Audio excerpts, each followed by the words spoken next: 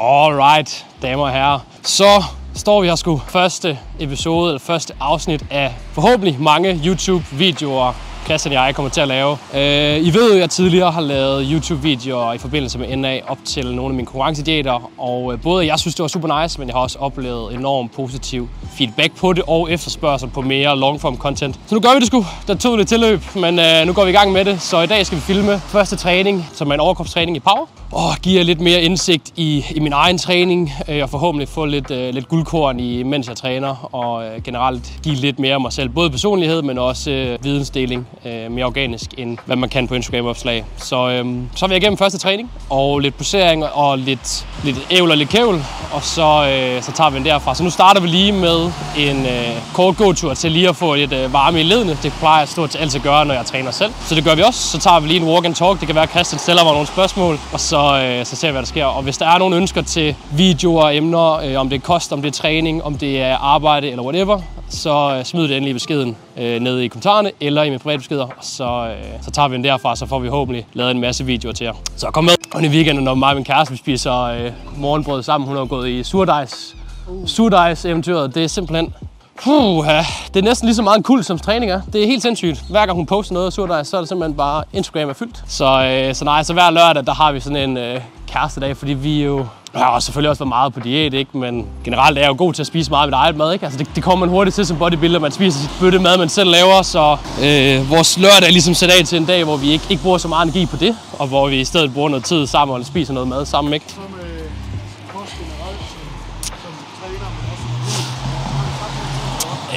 Altså lige nu er det forholdsvis stringent det jeg gør, men det er klart, at der er mere fleksibilitet i et overskud, end der er et underskud, ikke? Men ellers er det de fleste dage, det er sgu sådan rimelig det samme. Du har bare flere kalorier at gøre godt med, ikke?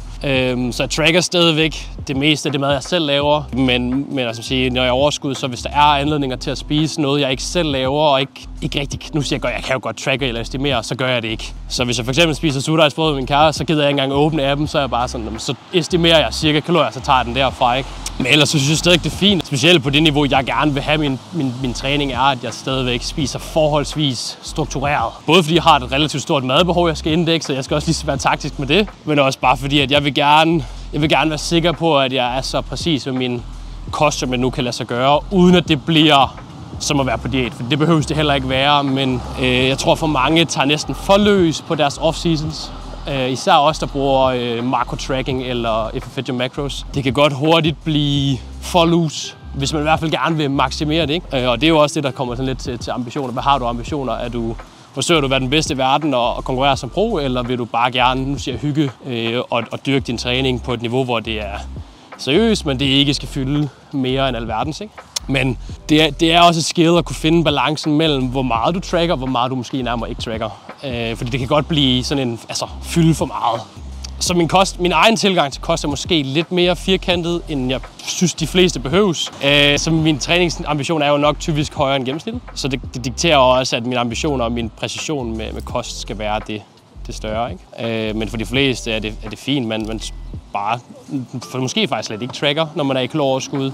Så kan man bruge sådan noget som kropsvægt eller træningsperformance som indikator for, hvis din træning går godt, og du ser gradvist kropsvægten stige, så er du formodentlig all good, ikke? Så skal man måske bare lige holde øje med proteinindtaget, men hvis du gerne vil optimere de der procenter, jamen så kan det give mening, at du også tracker din mad mere, så at sige, præcist.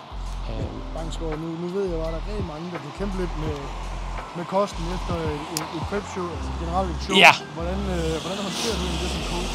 Det er jo meget forskelligt fra coach til coach. Ja, og det er også meget afhængigt af, hvordan har preppen været for atleten, og hvor meget fylder mad i en off-season, ikke? Altså sådan, fordi jeg tager mig selv som eksempel.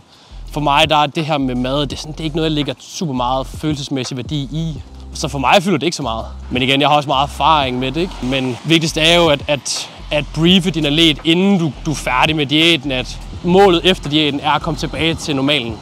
Og med normalen mener jeg et sted, hvor din hormonbalance er nogenlunde normal, din sultregulering er normal, din søvn er bedre igen, du har mere overskud energi, du har bedre koncentration, du har måske også øget sex drive igen, som også er en ting, der kan forsvinde, ikke? Så sådan, det er vigtigt, at man indstiller sig på, at fokus efter en diæt er ikke at fastholde formen. Det er nærmere faktisk at lægge den fra sig, fordi det er ikke forsvarligt, eller det er ikke sundt at være i den 5% i længere tid. Og at det i stedet af fokus er, at du skal tilbage til en sund hormonbalance, få noget fedt på kroppen, fordi det er bare der, kroppen har det bedst. Og også måske sætte nogle lidt klare, så at sige, mål for, hvor meget vægt vi måske gerne vil øge inden for en tidsramme, så man ligesom man på diæt har enormt målbare mål med, hvor meget vægt skal vi smide per uge og kost og alle de der ting, men også sætte nogle mål for, når du skal skifte retning.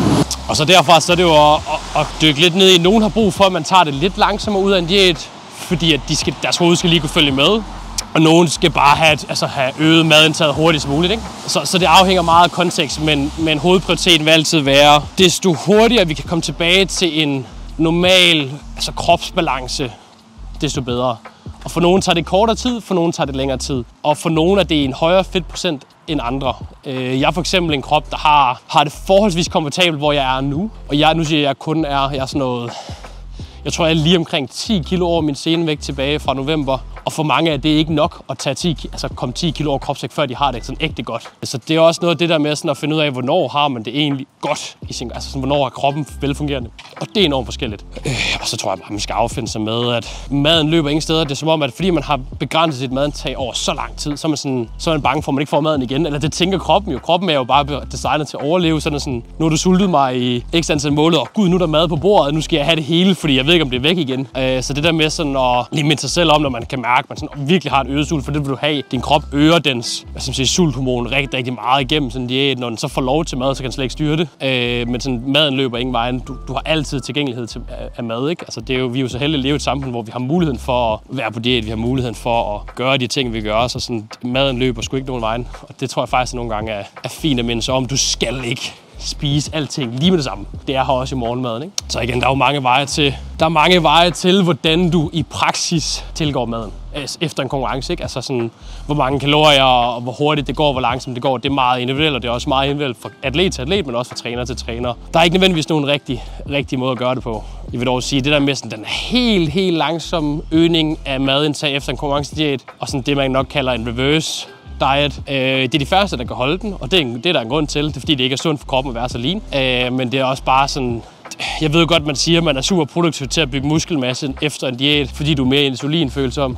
Men det er ikke der, du er stærkest, det er ikke der, du har det bedste, det er ikke der, du har mest energi. Så indstil dig på at få taget ekstra antal kilo på sådan forholdsvis hurtigt, og så kan du derfra sætte tempoet lidt ned, ikke? Men, så folk skal ikke tage det som en prep-form, eller en sommerform? Nej, præcis. Altså du skal i hvert fald indstille dig på, at din konkurrenceform, det er til en konkurrenceøje med, og så derfra så skal du tilbage til et sted, hvor at du har overskud energi, du har fleksibilitet til at spise med venner og familie, hvis der er anledning til det og alle de der ting, ikke? Fordi det vil de fleste opleve, det er der ikke, når du kommer inden for den periode, de er i nu. De fleste DFNA-atleter er jo været 8,5 uge er det vel faktisk efterhånden. Det er jo en lørdag, så sådan, når du er inden for den her tidsramme, alt hvad der sker herfra, til du kommer helt i form, det er sgu nok ikke noget, der er holdbart, og noget, du skal forsøge at holde fast i. Og så sådan, det er jo et spørgsmål om at indfinde dig med, at du skal tage nogle kilo på af rent helbredsmæssige årsager, og sådan generel well-being, og så sætte dig nogle mål for andet, end hvordan du ser ud efter. Frelæg dig lidt, at nu har du i så lang tid været fokuseret på, hvordan ser du ud, og så i stedet læg dig noget fokus på, hvad jeg er i stand til, hvordan har jeg det, hvordan sover jeg, hvordan er mine familiære relationer, hvordan er mit parforhold, hvis man har det. Så læg noget mere fokus i de ting i perioden efter, så man ikke bare fokuserer på, nej, nu tager jeg fedt på, fordi især hvis du som første gang aldrig har været i sceneform, det har man ikke lyst til at lægge fra sig, fordi det føles rimelig cool, tror man. Men ikke, altså sådan være indstillet på, at det er for en kort stund. Som tidligere, men også for andre atleter, hvad gør, at man bliver det niveau, du er, altså i teorien bruger?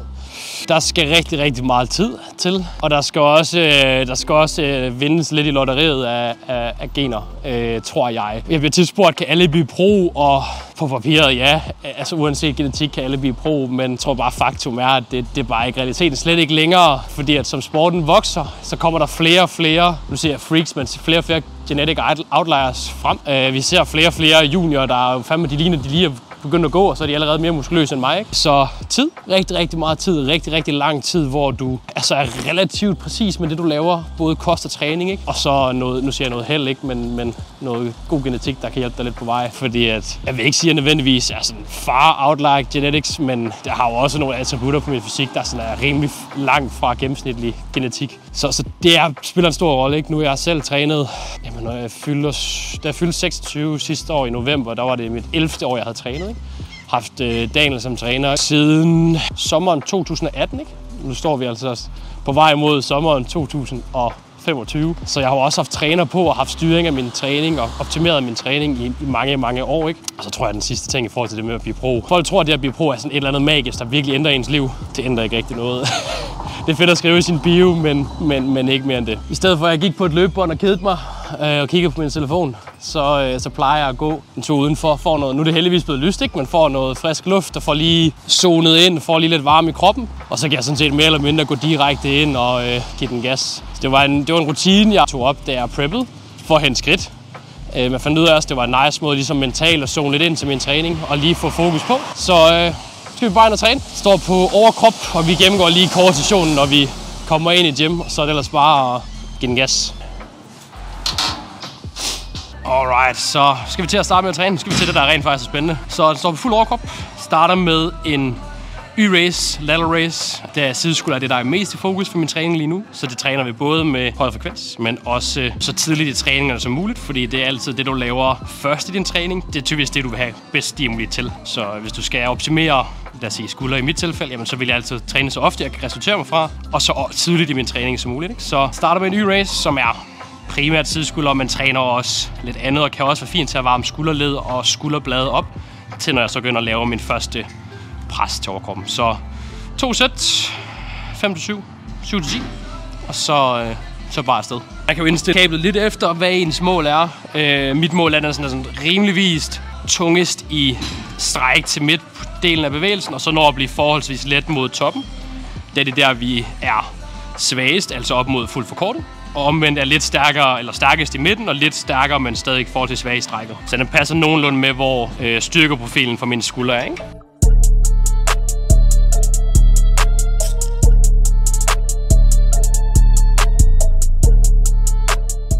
Så nu laver jeg også selvom det er en sideskulderøvelse, så laver jeg lige en lille smule opvarmning, men det er ikke alverden. Så en 2-3 relativt hurtig opvarmningssæt, bare lige for at føle kiloene an, men også bare lige få lidt varme i musklerne, og så er det ellers bare i gang med første sæt.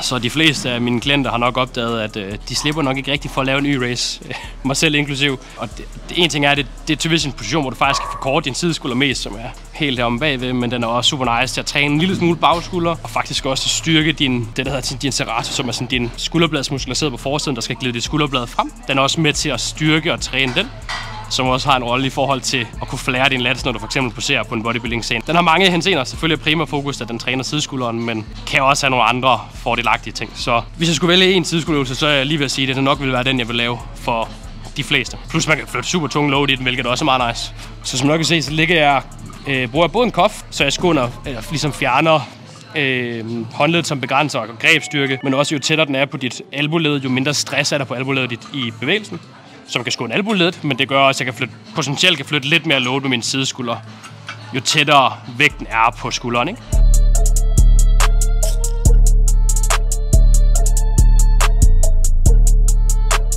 Nu er det altid spændende. Jeg har lige været sådan lidt småsyg, så det er faktisk ved at være næsten 2,5 uger siden jeg sidst har kørt dem, så jeg aner ikke, hvor tung jeg kører i dag, men det er jo også det, din opvarmning er med til.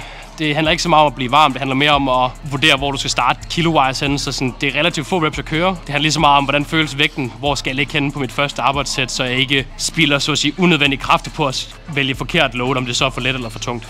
Så som opvarmningssæt handler mere om, egentlig ikke om at varme op, men om at finde ud af, hvad skal jeg køre på mit arbejdssæt.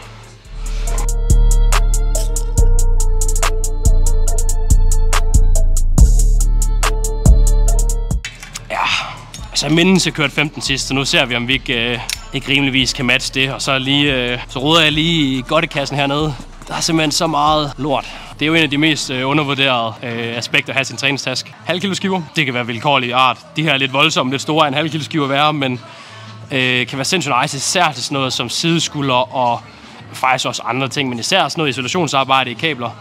At kunne stige 0,5 kilo om ugen kan virkelig gøre det meget nemmere for dig at lave din progression mere løbende. Hvor det rigtig mange, især kvinder, hvis de kun kører 5-7 kilo, det kan være en enormt stor procentdel at øge med 1 kilo eller et næste stak på mange øvelser. Så det her kan være en rigtig, rigtig fin måde at gøre det nemmere for dig at lave progression mere frekvent, som også en ting er, det vil vi gerne.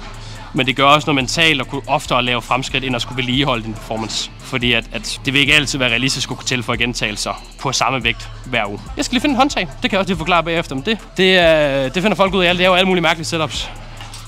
Så udover at jeg bruger en cuff, der er over håndledet og ikke i hånden, så har jeg faktisk et håndtag i hånden, jeg kan klemme omkring. Fordi det er med til at stabilisere albuledet, som gør, at jeg igen kan producere mere output, potentielt i hvert fald, med skulderen. Så nu ser vi, om jeg skyder helt skævt med load. Målet er 5-7. Gerne med en rep i tanken.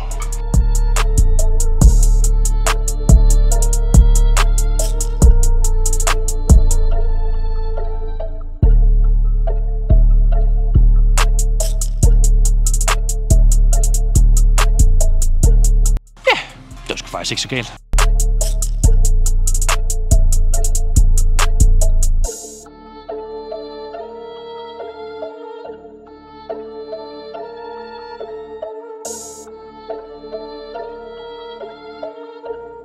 Alright, så det var første sæt. Som jeg ser, det er forholdsvis quick and efficient. Så en ting er, at det er ret effektivt at træne mine sideskulder først i forhold til stimuli til dem. Men det gør også, at jeg egentlig ikke skal bruge så meget opvarmning til min pres, fordi meget når folk laver presarbejde, så er det skulderledet, de gerne vil have varmet op, og skulderbladene. Det gør den her også indirekte, så det måske det lige tager et par procent fra mit output på min pres, men det er en trade-off, jeg er villig til at lave, fordi at sideskuldrene er i fokus, og fordi jeg kan spare lidt tid på det, potentielt i hvert fald. Så du kører også det gamle log på? Ja, det gør jeg. Igen, det er for at begrænse, hvor meget tid jeg bruger på telefonen. Så normalt er min telefon til at filme min egen træning og skifte musik. That's it. Jeg har jo også typisk min telefon på sådan noget ultra forstyrrer ikke. Så det eneste, der forstyrrer min telefon med notifikationer, det er, hvis min kæreste eller mine forældre ringer til mig. That's it. Alt andet, det fjerner den. Fordi når jeg træner, så træner jeg. Så prøver jeg at undgå at kigge på arbejde. Jeg prøver at undgå at blive distraheret af sociale medier eller whatever det nu lige kan være. Ikke? Så fordi jeg havde lidt i tanken på det første sæt, så behøver jeg ikke at droppe ret meget i load for at lave mit back-off-sæt, som er 7-10. Jeg har lavet 6 gentagelser der, så det bliver 1 kilo mindre per arm, og så forhåbentlig i hvert fald 1, hvis ikke 2 rep mere end det sæt der. Så nu henter jeg lige et par håndvægte. Det igen, i stedet for at du springer en helt stak, så smider jeg en håndvægt på kabelstakken, så jeg springer mindre af gangen. Hvor jeg kan en progression i mindre spring, der gør jeg det. Og der, om det er halv kilo skive eller om det er med håndvægt, det må tiden vise. Bum. Så i stedet for at jeg gik op til 15 kilo, så kan jeg køre 14,5. Igen så tænker man, betyder det halv kilo så meget? Måske ikke, men hvis du kigger på det i procent, så er det stadig en ret stor procentforskel, et halvt kilo, når det kun er 14 eller 15 kilo, man kører, ikke? Og det bliver kun mere udnævnt, jo færre kilo man kører, så typisk bliver det mere og mere relevant som kvinde, hvor du typisk vil få færre kilo, ikke? Så der er sgu ikke så meget andet til end bare at komme i gang. Det behøver ikke så lang hviletid, også fordi jeg hviler imellem hver arm, så behøver jeg ikke så lang hviletid. Så sådan noget 45-60 sekunder mellem hver arm, det plejer for mig at være rigeligt til at matche performance på begge arme rimelig en til en. Gud, jeg mangler mit håndtag.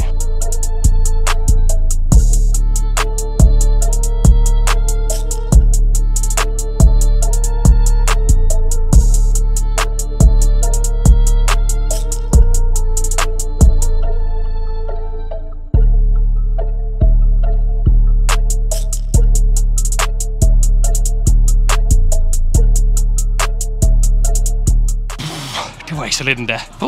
Talte du?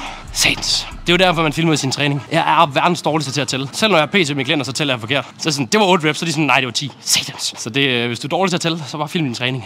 Kæft, man, det er pro-tip nummer 1. Så generelt, hvis du kører en ny race, hvis du gerne vil til at køre den, hvis du ikke kører den i forvejen. Om du kører den med håndfladen ned mod kablet, eller du ligesom mig laver sådan lidt en ud af rotation og laver din overarm i sådan en semi-ud af roteret position. Det betyder ikke så meget, men du kan teoretisk vinkle dit kravben lidt mere fordelagtigt til at kunne flytte overarmen endnu længere om bag dig, og derved få kort tidsskulderen mere. Og så i forhold til, hvor jeg gerne vil ende hen i strækket, så er sådan, når jeg ikke sammentrækker bunden af mit bryst, så hvis jeg prøver at lave en eller anden form for decline fly, når jeg ikke længere kan sammentrække bunden af mit bryst mere, så er jeg bunden, fordi hvis jeg kommer længere ned end det, så vil jeg opdage, at mit skulderblad ligesom skal glide med. Og det er ikke nødvendigvis negativt, men det gør bare, at mit skulderblads muskulatur, altså mine traps, skal gøre mere arbejde, og det prøver jeg ikke nødvendigvis at træne lige nu. Så det fungerer ret fint for mig sådan at tænke på, at jeg prøver at sammentrække brystet, når jeg sænker vægten. Når jeg ikke kan sammentrække bunden af brystet mere, jamen så er jeg bunden, og så kører jeg på derfra. Så range of motion er ikke mega lang, men fordi jeg træner sideskulder 4 gange om ugen, så har jeg nogle andre øvelser, der strækker mere på sideskulderen, end den her gør. Lad os lave 9 reps igen.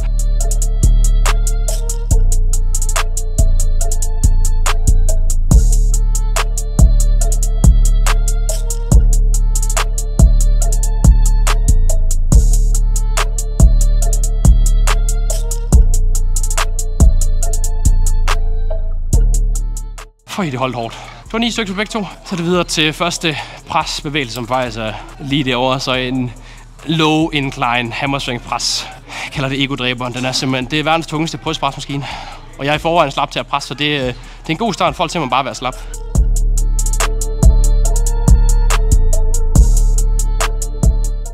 Så igen, princippet er meget det samme. Jo færre reps jeg kan bruge at føle mig klar heroppe, men også fysisk til næste sæt, desto bedre. Jo mindre energi jeg kan bruge på min opvarmning, jo mere energi har jeg, når jeg skal arbejde, ikke? Okay, så rigtig mange har tendens til at bruge alt for meget krudt på deres opvarmning. De laver rigtig mange gentagelser, så det bliver meget uspecifikt, fordi de måske bare kører 8-10 reps med en vægt, der er langt fra det, de skal arbejde med. Så de bruger kræfter, og de øver sig egentlig ikke på det, de gerne vil på deres arbejdssæt. Så jo færre reps jeg kan bruge, og faktisk øve med at trykke til og lave den teknik, jeg gerne vil på arbejdssæt, desto bedre. Så hellere lave 3-4-5 opvarmningssæt med 1-3-4 gentagelser, hvor jeg bare trykker til, end at lave 2-3, hvor jeg bare ligger i en evighed og bare presser lidt væk, der ikke er relevant for min egentlige arbejdssæt. Så nu smider jeg sådan set bare en 10'er på ad gangen, indtil jeg rammer mit arbejdssæt, og så ser jeg, hvordan det går. Så som jeg nok bemærker, så bruger jeg sådan nogle, nu bruger jeg lige specifikke yoga-blokke. Det kunne også være de clips, man sætter på en barbell, men gør jeg bare lige, at jeg løfter den lige. Man kunne sikkert også sætte den sådan der, men bare løfter en lille smule ud fra bundpositionen, fordi jeg synes sjældent, jeg kommer helt i bund alligevel. Så det gør det lidt nemmere at komme i gang med den første, så jeg ikke spilder kræfter på at række den ud, så at sige, hvis jeg for eksempel træner selv. Havde jeg nu trænet med en, så havde jeg ikke nødvendigvis behøvet, så jeg bare kunne få hjælp til at løfte den ud, ikke? Men det kan være en ret nice måde at starte lidt mere behageligt på nogle af de her maskiner, hvor du ikke nødvendigvis skal starte helt i bund, så man kan komme lidt bedre i gang, fordi ellers skal man virkelig bruge mange kræfter på den første, og det er bare lidt ærgerligt, ikke? Så skulle lige noget vand, du. Det må jeg jo hellere gøre, så kan jeg få det med eller blive en stund. Det er jo ren luksus. Koldt vandautomat, det er simpelthen skønt. Så i min shaker under min træning, men jeg har kulhydratspulver, så nogle relativt hurtigt optagelige kulhydrater. Fordi at der potentielt måske er en lille promille at hente på det, for til at få nogle aminosyre i blodbanen, mens du træner. Og så kreatin, som både er det mest veldokumenterede kosttilskud. Og jeg husker at få det taget, når jeg smider det her i, men også at det kan have en lille effekt i forhold til hydrering af dine muskler. Så det kan faktisk give mening at drikke under din træning for hydrering. Så kulhydrater, EAA, kreatin. En ting er, det er nice at drikke noget med smag. Det er der også nogle studier, der faktisk viser, at drikke noget, der smager noget, kan godt trigge hjernen til at opregulere energidepoterne lidt kortvarigt. Det gør det også bare nemmere at huske at få drukket under sin træning. Du skal ikke drikke 3 liter væske, vel, men det der med at få drukket noget under din træning kan give rigtig fin mening for at holde dig hydreret, mens du træner. Især som det bliver varmt lige her om lidt. Så jeg skyder på, at jeg har 2 opvarmningssæt, har en enkelt rep eller 2 på den her vægt. Så har jeg med en 5'er per side, og så vurderer jeg lige derfor, hvordan tingene føles. Sidst jeg kørte den her sidste uge, der havde jeg lige været syg, så der var jeg stadig ikke på toppen. Så nu må jeg lige se, hvor meget ekstra jeg har af gas i beholderen i dag. Så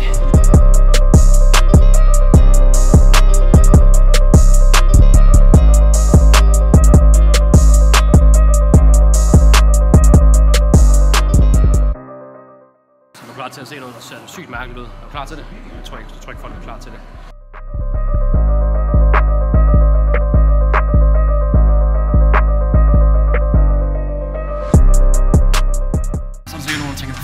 Slår ud i luften.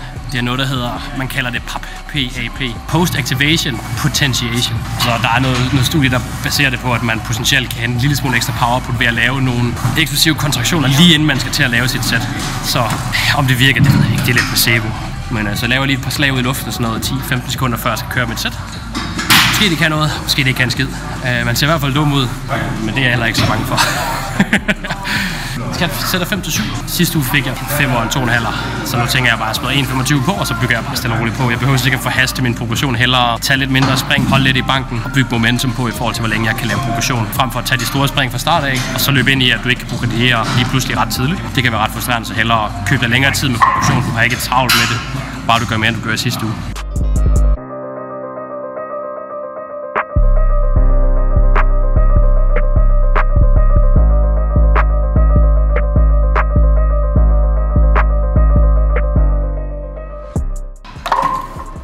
Okay. Det er virkelig en maskine, der bare er så tung. Så det er en af de maskiner, jeg især bruger halv kilo skiver. Så vil jeg i stedet for at smide 1,25 på, så vil jeg smide en halv kilo skive på. Så hvad fik jeg der? 5 reps? Det må jeg gøre. Det er så dårligt at tage til. Nu har jeg back-off-sæt igen på 7-10. Jeg dropper jeg sgu nok. Jeg ved af erfaring på pres, der taber jeg ret hurtigt performance sæt til sæt. Især på en presmaskine som den her, der er tungest imod forkortet. Det vil sige, at den bliver tungere, som jeg bliver sværere rent muskulært. Så jeg er typisk nødt til at droppe ret meget fra første til andet sæt, for at stadigvæk at ramme rep range. Så jeg skal lave i hvert fald minimum 2 reps mere, så skal jeg også droppe en del. Så det gør vi. Så ser vi, hvad det er. er godt, vi skal lave noget T-bar row bagefter, der ser jeg lidt stærkere ud. Det er lidt bedre til. Træk, det har altid faldt mig mere end pres.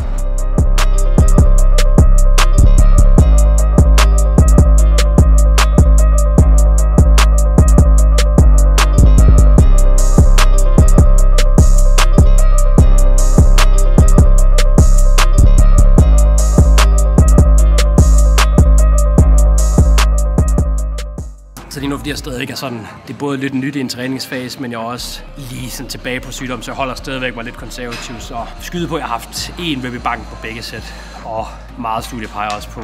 Værdien af at træne en 2 gentagelser til failure kontra til failure i forhold til stimuli er ikke så stor, men udmattelsesgraden at gå fra at lave en REA 1-2 kontra REA 0 i forhold til sådan en udmattelse er meget større, når du går til failure. Så selvom det er fedt at træne til failure, så det med at være mere taktisk med det, er især noget, jeg er nødt til at være bedre til, fordi jeg kan træne super hårdt, og det er også super nice, men det gør også bare, at jeg kan restituere for meget mindre arbejde, som selvfølgelig ikke altid er ønskværdigt. Giver det mening også at træne til failure? Ja, selvfølgelig gør det, men nogle gange er du også nødt til at pick your battles. Nu skal vi videre til pres. Nej, ikke pres. Træk. Jeg skal egentlig lave en T-bar row med det. Så nu har jeg 2 sæt T-bar rows. Så har jeg faktisk biceps, fordi det har også en okay høj prioritet i min træning at træne biceps, så det er sådan lidt, man kaster lidt ind i midten af det hele, men hvis man træner overkrop, især hvis man træner fulde overkropsstationer, så kan arme godt være noget af det, der ender med at blive til sidst. Og hvis du gør det altid, så ender du ligesom mig og har tynde arme. Så det prøver vi at lave om på. Så jeg prøver at træne biceps og generelt arme, når jeg er lidt mere frisk i mine sessioner. Det gør bare, at jeg træner om lidt tidligere træning. Ja. Jeg skal lige hente en stepbænk. En stepbænk og en kile, det bruger jeg i stedet for at stå på platformen. Jeg synes nogle gange problemer, og det er jo selvfølgelig lidt afhængigt af maskinen, ikke? Men især på den her synes jeg, at vinklingen på selve platformen, man normalt skal stå på, og selve vægtarmen, synes jeg ikke matcher så godt, så når det bliver tungt nok, når jeg står på platformen, så i toppen, så bliver jeg hurtigt trukket sådan lidt ind over, fordi jeg synes, at vinklingen er lidt off. Så i stedet, hvis jeg står på en stepbænk på gulvet, så føler jeg mere at stå imod med i toppen. Både øge mit output, men jeg synes også, det føles bedre for selve trækretningen. Team Stort Setup, det får jeg at vide mine klienter, at jeg er, så det må jeg hellere leve op til. Behøves man at gøre det der? Nej, det er lidt ligesom det der med Y-Race. Behøves du at gøre lidt af mærkelige ting, jeg gør? Ikke nødvendigvis, men hvis jeg kan hente en promille bedre gains ved at lave et større setup, så er jeg villig til at gøre det. Du går lidt tilbage til det der med snak om kosten også, ikke? At behøves du at gøre det nødvendigvis de ting, jeg gør? Nej, men det er også de færreste, der går sådan af på det niveau i deres bodybuilding-karriere, at det giver mening at gøre. Fordi hvis du ikke har styr på the basics, sådan i forhold til både kost, træning, søvn, teknik generelt og sådan noget, jamen, så det er ikke sikkert det her, man skal begynde at lægge sin energi. Som dagen min træner plejer at sige, det er med at træde over 50 kroner tiden for at samle en 50 øre op. Samle nu 50 kroner op først, få styr på the basics, og så kan du begynde at kigge ind i de her knipper ting.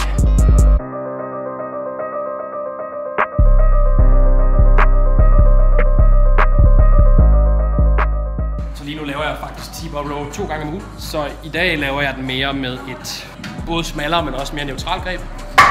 Det vil være lidt mere lat-fokuseret, knap så meget bagskulder og ryg. Så på min træksession, jeg har lidt senere i ugen, der kører jeg den så med et mere sådan fuldt overhåndsgreb, hvor jeg vil træne lidt mere øvre ryg og traps. Igen, du kan sagtens køre den samme maskine eller samme øvelse 2 gange om ugen, men så kan det give mening, at hvis for eksempel som her manipulerer en lille smule med den, så de stadigvæk er lidt forskellige.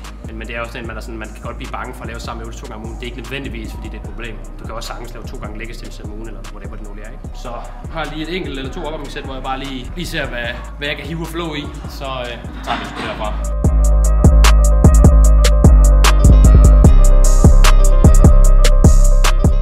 Som sagt, det her setup, det tillader mig bare en eller anden form for bedre alignment af, når jeg kommer herop, hvor hvis jeg står her, så bliver jeg næsten for vandret i forhold til, hvor trækket egentlig bevæger sig henad, hvor her, hvor jeg er lidt mere lodretstående, kan jeg holde mig lidt mere i en stolt position, så jeg ender her, frem for nogle gange at føle, at jeg ender her, hvor jeg egentlig faktisk ikke sammentrækker skulderbladet maksimalt. Jeg ser også, det er generelt en ting for sådan en T-bar row, at platformen nogle gange er simpelthen vinklet for flat, hvor jeg synes, det her setup fungerer nice, at man for højt til det, der kan man altid bare stå på gulvet, men hvis man er en short king som mig, så må man jo hente en trone at stå på.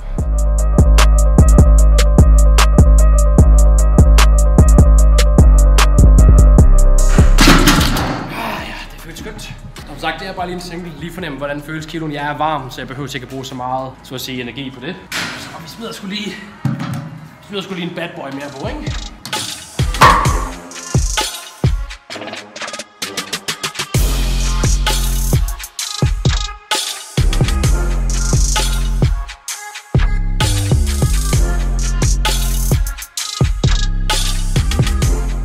Lidt tungere ned ad håbet. Så det der er nice ved T-bar row generelt set, det er, at Som vægtarmen kommer tættere og tættere på at blive lodret, jo lettere bliver den, så den er tungest mod bunden og bliver så tilsvarende lettere mod toppen, hvor vi er svagest. Hvor fanden kommer jeg frem til det der med forkortet arbejde? Igen, det er ikke sikkert, at det betyder noget for de fleste, men det kan give mening, at hvis du har en øvelse, der er tung i forkortet, start med den. Så prøv at lege med at simpelthen finde en øvelse, der måske er lidt tungere mod forlænget bagefter. Det kan være rigtig nice til at både udfordre en muskel meget mod forkorten, og så efterfølgende udfordre den mere mod den forlængede del af positionen af bevægelsen. Så for eksempel den her row, når jeg laver den på det setup der, så er den super tung i strækket, relativt let i bunden, som gør, at jeg kan blive ved med at lave sammentrækninger, hvor jeg kommer helt i bund. Men fordi den når at droppe af, så er det ikke det, jeg fatiger først, så det er nærmere i strækket, jeg dør først. Som kan en fin måde, i hvert fald sådan rent teoretisk, at få mere ud af en muskelgruppe, hvis man gør det. Er det noget, alle behøver at nørde i? Nej. Vi snakkede faktisk om det i går til mødet. Behøves man nørde det? Nej. Men jeg synes, det er fucking sjovt at nørde i, så derfor gør jeg det både med mig selv, men også med klienter. Men et sæt mere her. Det her det bliver sgu nok lidt tungt. Det var måske lige optimistisk nok. 7-10. Fik 5 gentagelser før, der var lidt presset, så nu dropper jeg alligevel 10 kilo. Det kan ret meget på den der drop 10 kilo. Og så ser vi, om vi ikke kan få et sted mellem 8 og 10.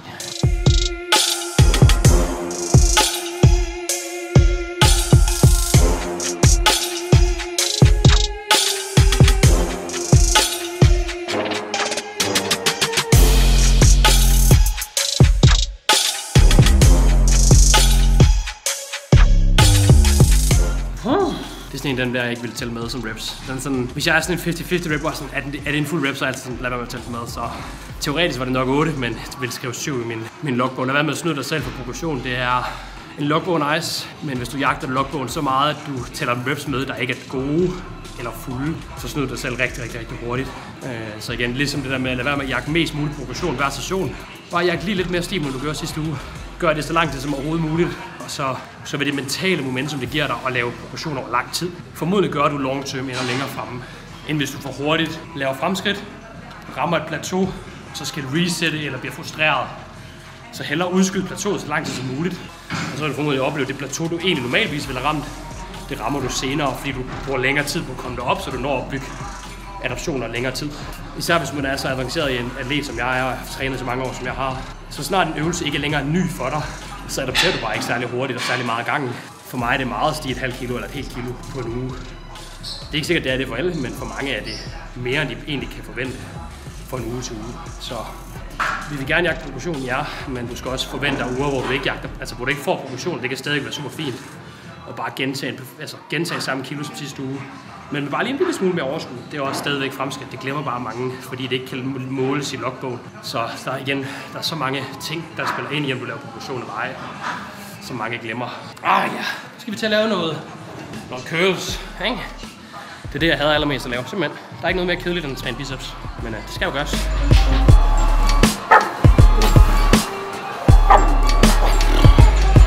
Jeg ved ikke, man kan godt kalde det en athlete dip. Det er sådan lidt inspireret af gymnaster. Så holder benene strukket foran mig, og sådan holder lidt hoftebøj. Det gør både, at jeg vinkler min overkrop lidt mere konstant vandret, så jeg aligner lidt bedre med at træne brystet, men også giver noget stabilitet, så man ikke hænger sådan og svinger.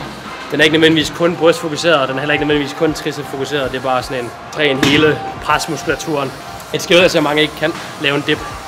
De er så vant til at lave maskiner, så det der med at kunne bevæge sig frit på den måde der, kan lære en sindssygt meget også i forhold til, fordi for at jeg kan komme derned, så er jeg nødt til at lade min skulderblade bevæge sig frit undervejs. Det er der rigtig mange, der ikke kan finde ud af, så de bliver meget sådan låst i deres bevægelser, især i skulderledet.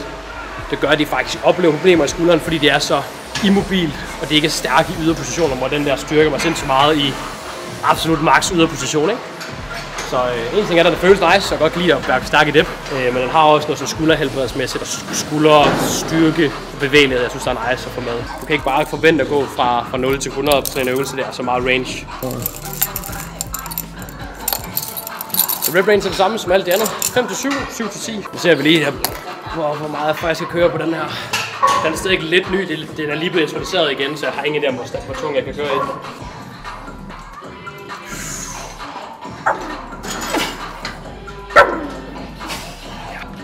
Det skulle godt passe med, at jeg kan køre noget mere end sidst jeg kørte.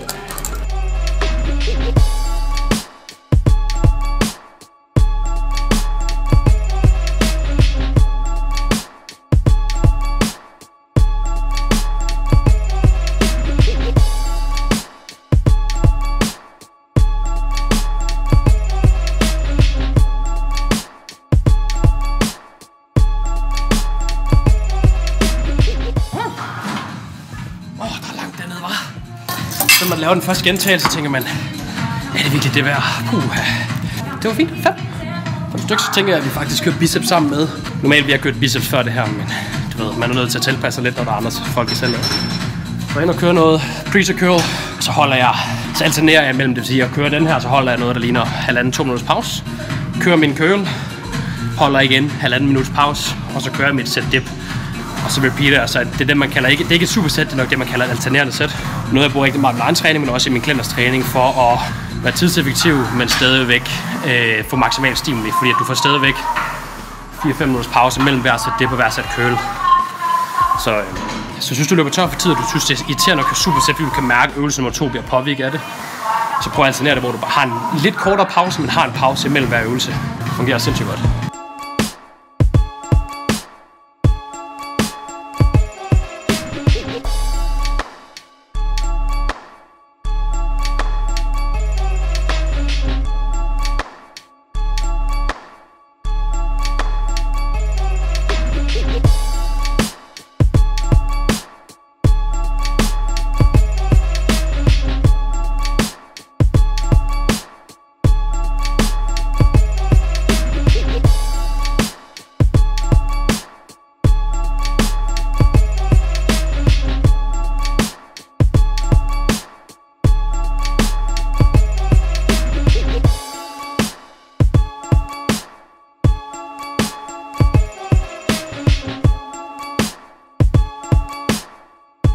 Der var jeg ved at blive helt svimmel.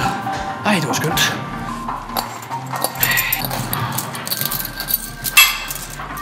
Det var lidt for bryst. Så mangler jeg bare lige biceps og 2 øvelser til ryg, så er vi faktisk done. Det er faktisk det, jeg gør.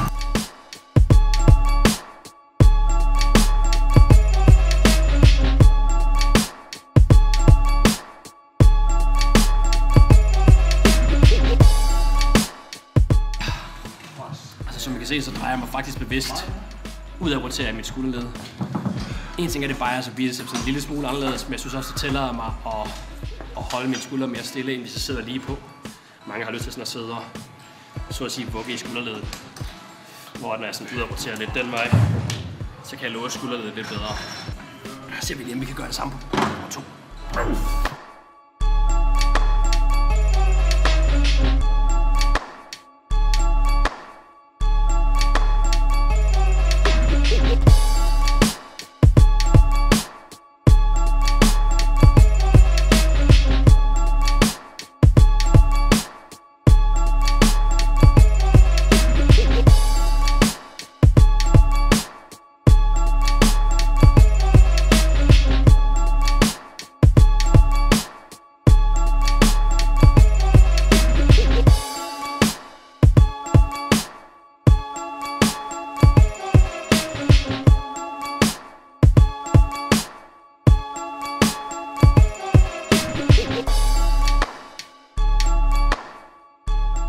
Så der det er essensen af, når maskinen har tilpasset din styrkekurve.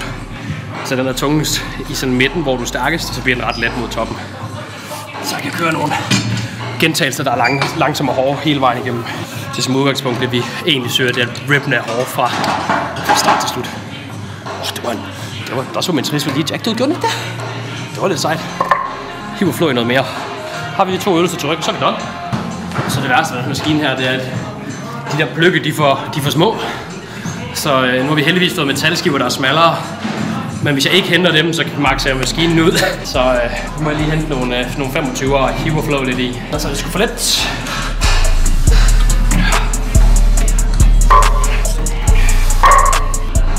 Så igen, nu er jeg varm, og jeg har kørt det før, så jeg ved sådan nogenlunde med, at jeg skal køre kilo. Så jeg bruger ikke ret meget tid på at varme op, ligesom med biceps, der kører det vildt bare i gang. Noget jeg selv er skyldig i, det er at bruge for lang tid på at varme op. Ikke bare på den første øvelse, det har jeg også brugt for lang tid på, men på alt efterfølgende arbejde har jeg simpelthen brugt for lang tid. Jeg har brugt alt for lang tid i træningscenteret, hvor jeg kunne have sparet meget tid og energi ved bare at være mere effektiv. Så setupet er, at jeg sætter mig bevidst forholdsvis langt tilbage ud til siden, så jeg både strækker latten mere, fordi din lat løber hernede fra sådan hele denne ryggen, og selvfølgelig også helt ned til hoften. Og ind til indersiden overarmen, så hvis jeg twister min overarm ind foran kroppen og hoften væk, så strækker det ligesom min lat rundt om mit ribben. Så den er både nice, fordi den er tung derude i strækket, den her bevægelse, når jeg laver det sådan her. Men den får også et sindssygt stort stræk på det, man vil kalde sådan en pull-around-lignende bevægelse. Så det I vil se, det er, at jeg twister aktivt min hofte væk fra trækket, samtidig med at min overarm glider ind foran mig, så min lat ligesom bliver trukket i hver sin retning. Det kan godt se lidt funky ud sådan setup-wise, også fordi den bliver meget ned i bunden, hvilket er bevidst. Men når først man lige sådan fanger rytmen med den, så kan den virkelig tæve din lats, især som sådan en anden trækbevægelse. Hvis du for eksempel har lavet noget, der er lidt tungere mod forkortet, det kunne også have været en hvilken som helst anden row eller et eller andet, ikke? Så sætter min venstre fod her. Det er ikke alle center, der har det, men der er efterhånden mange, der har noget, der ligner.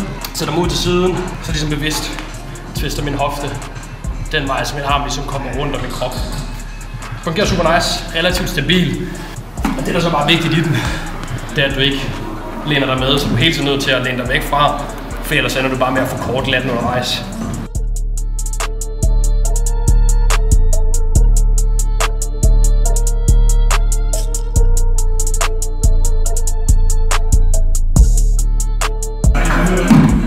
Som udgangspunkt, hvis du synes, det er svært at træne din lats, prøv at se det mere som en bevægelse, hvor du prøver at sænke din armhule nedad mod hoften. Så jo mere du kan føle det faktisk af nu siger din armhule, det er jo din lat, den hæfter herinde på indersiden af overarmen. Jo mere du kan tænke det, der skal drive nedad mod din hofte. I de fleste lattræk, jo mere vil du opleve, at du undgår, at biceps den tager over. Igen, gør det noget, at din biceps hjælper lidt? Nej, men jeg vil gerne træne min ryg, når jeg træner ryg, ikke? Det prøver vi sgu på.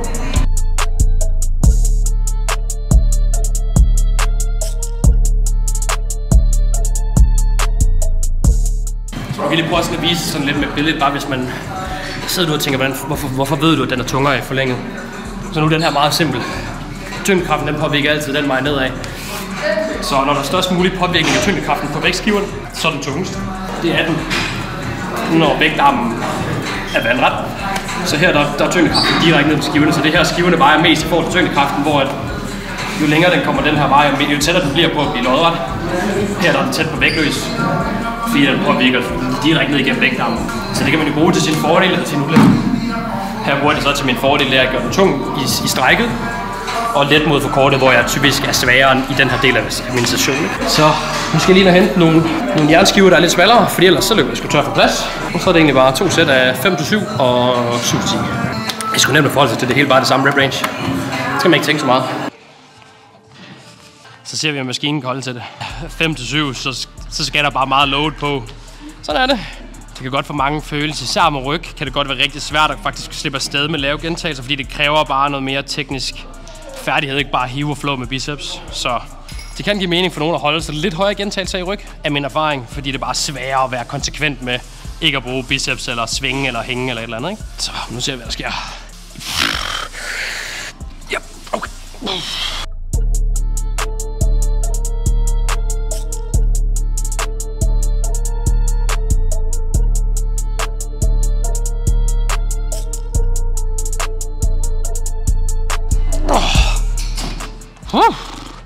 Det passer sgu meget godt, det der.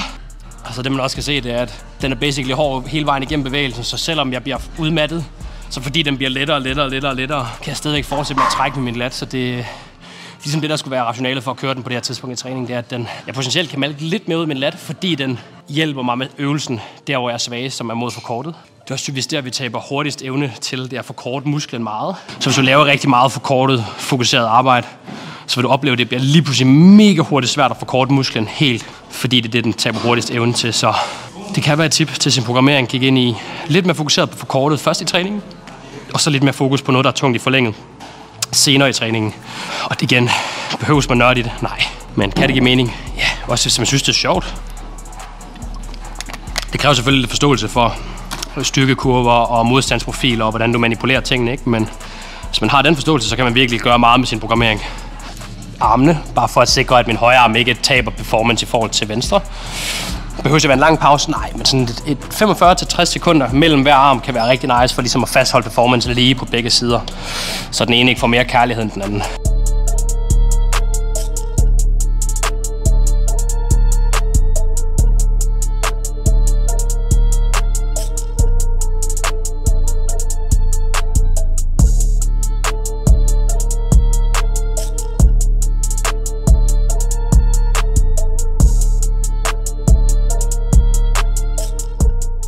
Det var ikke helt skævt, det der.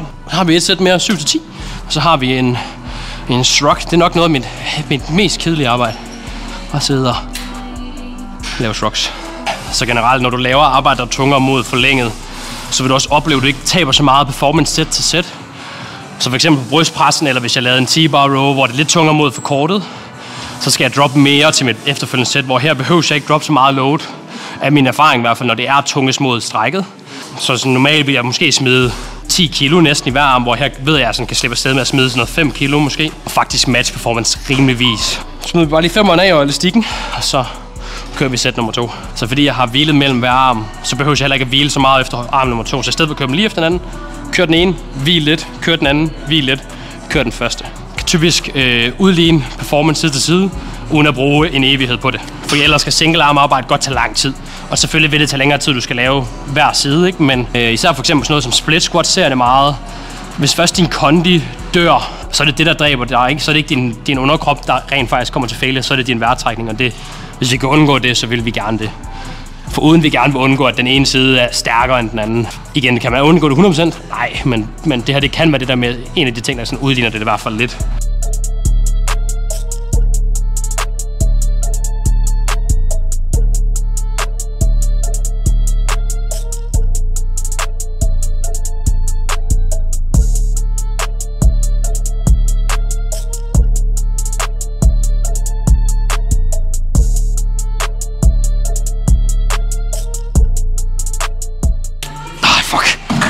Shit. Det holdt hårdt, det der.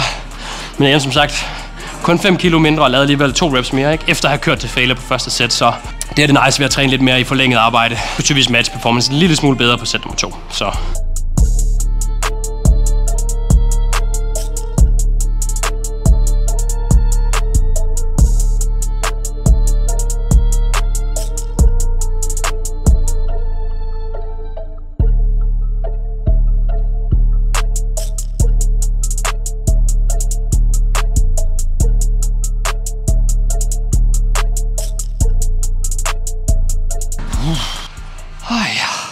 Så det jeg nok også kan se, det er, at jeg kører generelt ikke mega høje gentagelser, så man skal nogle gange lære, når man gør det, når man kun træner måske. Nu siger jeg bare inden for 5-10 gentagelser. Du skal affinde dig med, at dit pump ikke bliver lige så fremtrædende. Men der er også vigtigt at huske på, at pump er ikke nødvendigvis en god indikator for en god træning. For der er mange, der tror sådan, at pump er lige med god træning. Du kan bare lave så høje reps. Det er ikke sikkert, det er signifikant stimuli til muskelvækst, men du kan godt få et godt pump på. Når du pumper op backstage, før du skal på scenen, der får du også godt pump på, men du stimulerer jo ikke til muskelvækst. Så er det en dårlig indikation, hvis man kan mærke muskelarbejde, når man træner den? Nej, det er sjældent ikke negativt, men jeg ser rigtig mange af mine klienter, der jagter sensation, altså følelsen af at mærke musklen for meget, og trækker altså simpelthen ikke trækker til eller presser til. Eller at de jagter pumpet så meget, at de igen faktisk kører flere reps, end de behøves for at stimulere musklen effektivt. Så pas på, at du ikke er en pump chaser. Det er blevet meget populært, så er der coaches, der laver alle mulige eller ting, der sådan, kører det her supersæt for bedre gains, hvor det bare handler om at få et godt pump på. Pump er ikke nødvendigvis en indikator for god træning. Ikke en dårlig indikator heller, men det er heller ikke nødvendigvis en god indikator. Så man skal ikke blive fanget i at bare jagte et pump. Det føles godt, men ikke nødvendigvis effektivt for stimuli. Hvis ikke du producerer mekanisk spænding nok, som er gennem load. Kelso shrug, som bare er en shrug, hvor du har bryststøtte.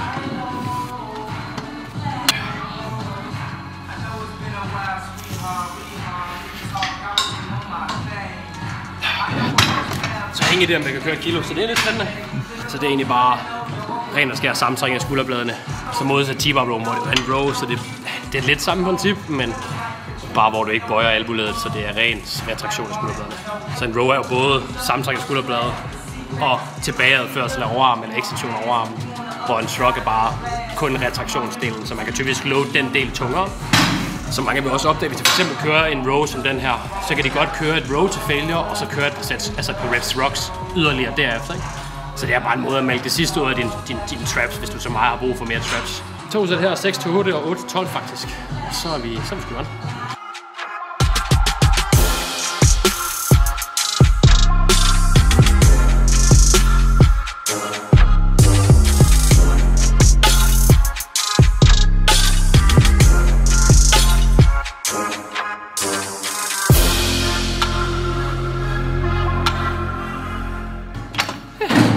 Jeg tror, jeg var lidt bedre end sidst, uden at vide det. Det er en af de ting, jeg bare er allerdårligst til, det er simpelthen at lave shrugs. Det er simpelthen det kedelige arbejde, det der.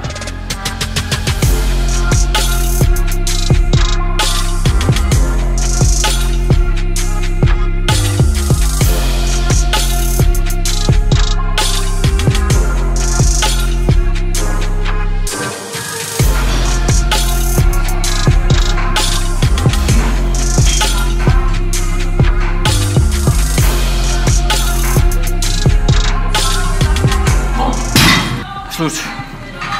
Simpelthen slut. Så skal vi bare lige ind og posere lidt og lige lave en afrunding, og så er vi sgu faktisk done. Sådan kunne en overkropstræning se ud for mig. Igen, der er ikke så meget armfokus på den her, men det har jeg på min kontor. Mine andre stationer har jeg lidt mere til armene, så det er derfor, de har lidt lavere prioritet i dag. Sådan er det. Vi har kun, når man kun har i gåsøjne, nu siger jeg kun har 4 stationer om ugen, som jeg har lige nu. Så er jeg nødt til at være lidt specifik med, hvad jeg lægger fokus på. Man kan godt falde i fælden med sådan at ville fokusere på det hele. Og hvis du prioriterer alting, så prioriterer du ikke noget. Så man er nødt til at være lidt specifik med sin programmering, især hvis man er på et niveau, hvor jeg er, og hvor jeg har ligesom lagt fundamentet for min fysik. Og skal vi så bare være fintunet for at blive endnu bedre, end hvad jeg er i forvejen, ikke? Så vi begynder på ser. Så gør det.